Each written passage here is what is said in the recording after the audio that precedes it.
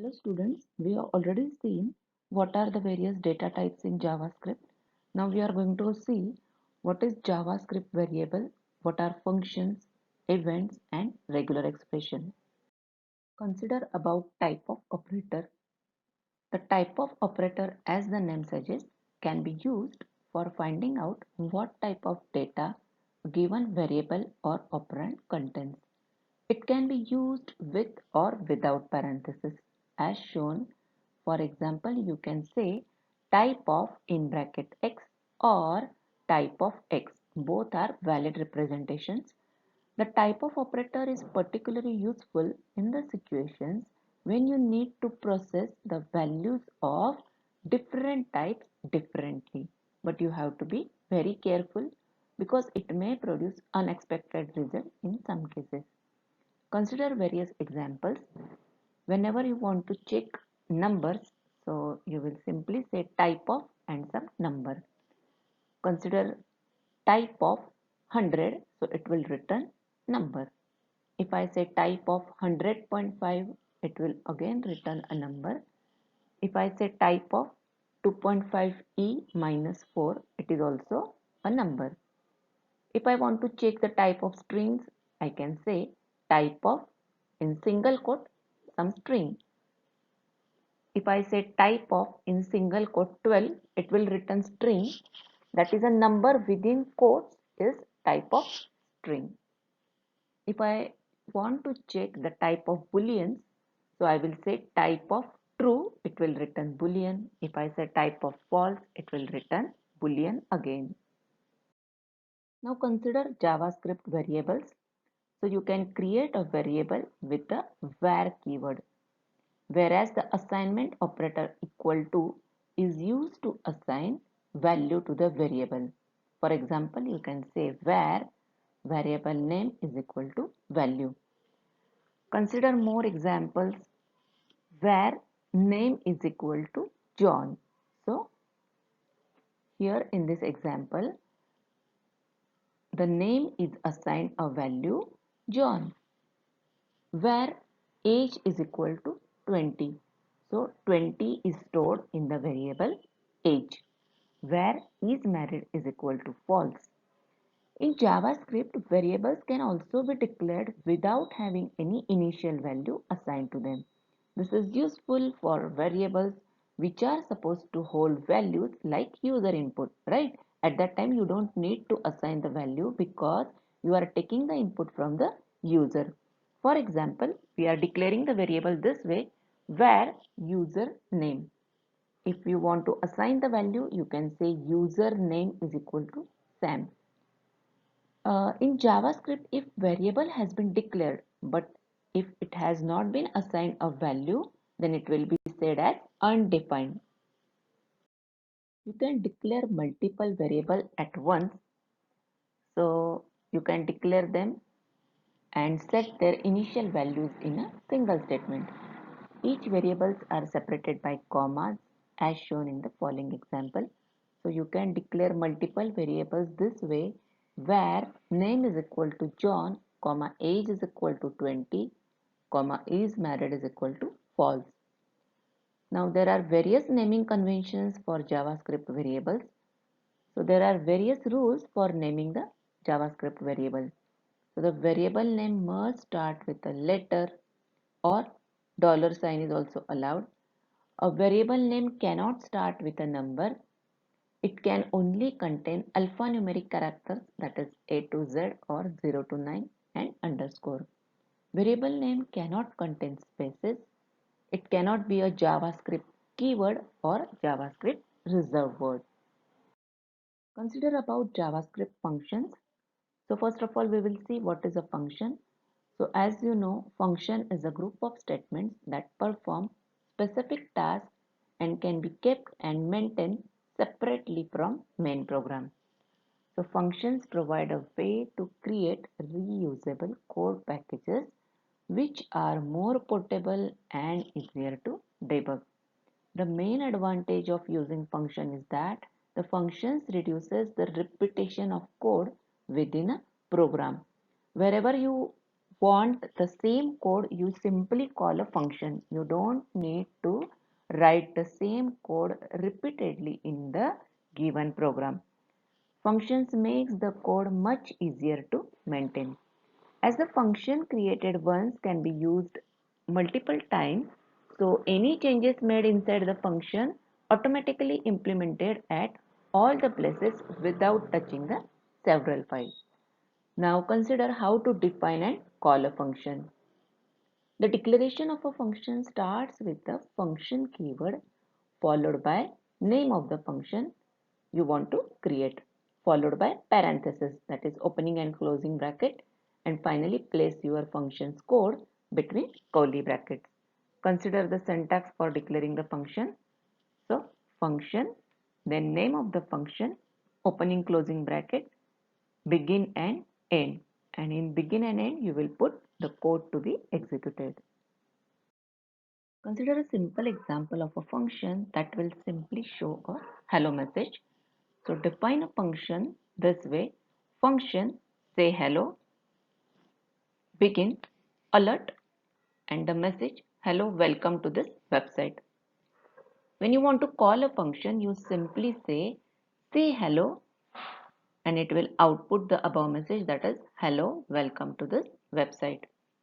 Once a function is defined, it can be called from anywhere in your program. You simply type its name followed by set of parentheses that we have shown in above example. We have simply said say hello. Now note one thing, that function name must start with letter. Now when you want to add parameters to your function, how to do that? So following example, that is the following function display sum will take two numbers as arguments. It will simply add them together and then display the result in the browser. So define the function display sum this way. Function display sum in bracket two arguments, that is num1 comma num2, then var total is equal to num1 plus num2 and alert total. So it will simply show you total in the browser. If you call the display sum function with various values, it will output accordingly. For example, if I call display sum function with the numbers as 6 and 20, so what it will do? It will add them together and output will be 26. If I again call display sum function with the values as -5 and 17, it will output 12. Means it will add them together and output will be 12.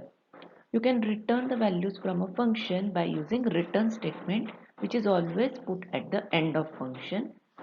For example, consider the following example where all is equal to divide numbers in bracket. Two parameters we have given 10 and 2. If I say alert all of 0, so output will be 10. If I say alert all of 1, output will be 2. So consider what is meant by scope of the variable. Now, though you can declare the variables anywhere in JavaScript, but the location of the declaration is very important because that will determine the extent of variables availability within the given JavaScript program. That means where the variable can be used or accessed. This accessibility is known as scope of that variable. By default, variables declared within a function have local scope. It means that they cannot be viewed or manipulated from outside that function. Consider the following example. Consider the function greetWorld. So we define the function this way, function greetWorld. Now we'll define the variable greet. So where greet is equal to hello world and alert greet. When you want to call this function, so you simply call the function. How we call the function? So we simply say the name of the function. So I will simply say greet world, so it will output hello world. If I say alert greet, so obviously it is not going to give the output, so it will give the error. So it will give the error that greet is not defined. Why it is giving the error? Because the variable greet is defined inside the function. If you declare the variable outside of a function, then it will have global scope, that is, it will be available to all the script. Consider, for example, we have defined the variable greet outside the function where greet is equal to hello world. Now we have defined the function greet world, function greet world. In that we have given the alert greet. Now when you call the function greet world, it is going to show you the output as hello world. When you say alert greet, it will also show the output as hello world because we have defined greet variable outside the function. Now consider what are JavaScript events. So event is something that happens when the user interacts with the web page. For example, when he clicks a link or button, enter text into an input box or text area, made the selection in the select box, pressed any key on the keyboard, move the mouse pointer, submit a form, etc. In some cases, the browser itself can trigger the events such as the page load and unload events. When the event occurs, you can use JavaScript event handler or event listener to detect them and perform specific tasks that you are giving. By convention, the names for event handler always begins with the word on. So the event handler for the click event is called onClick. Similarly, event handler for the load event is called onload. Event handler for the blur event is called onBlur, etc. There are several ways to assign an event handler.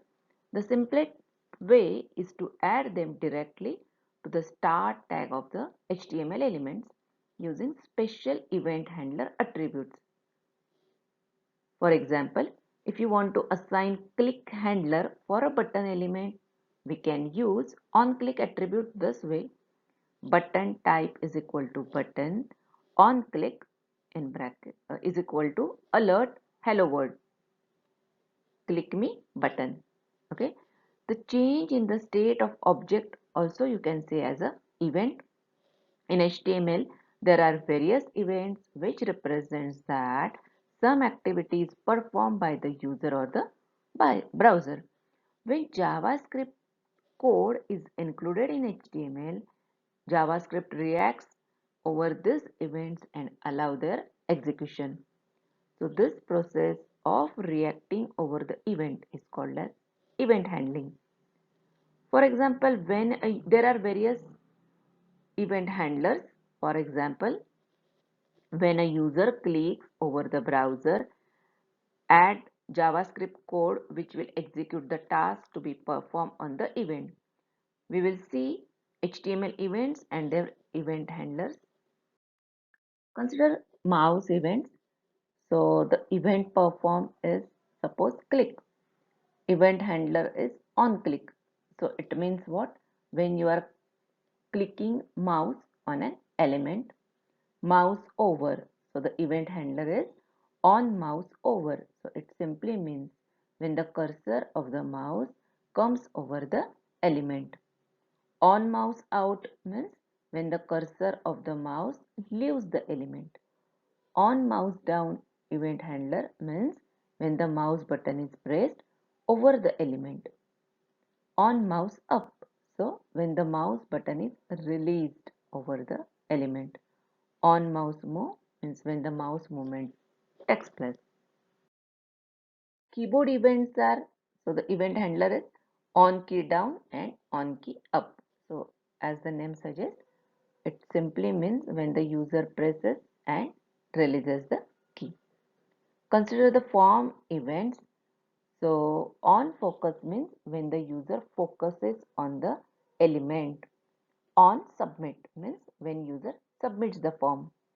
On blur means when the focus is away from the form element.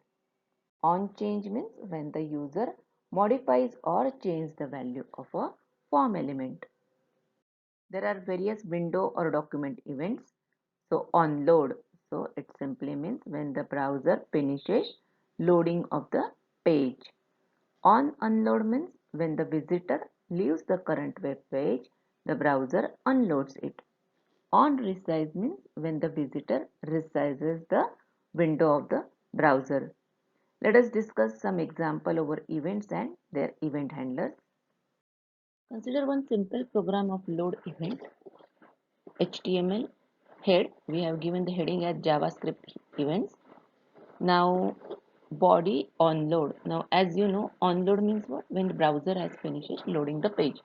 So onload is equal to window.alert. We will display the message after loading the page that page is successfully loaded. We will write the script.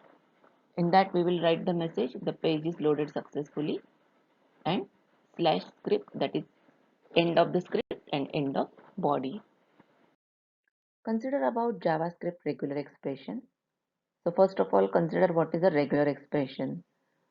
They are commonly called as regexp. They are specially formatted text strings used to find patterns in the text.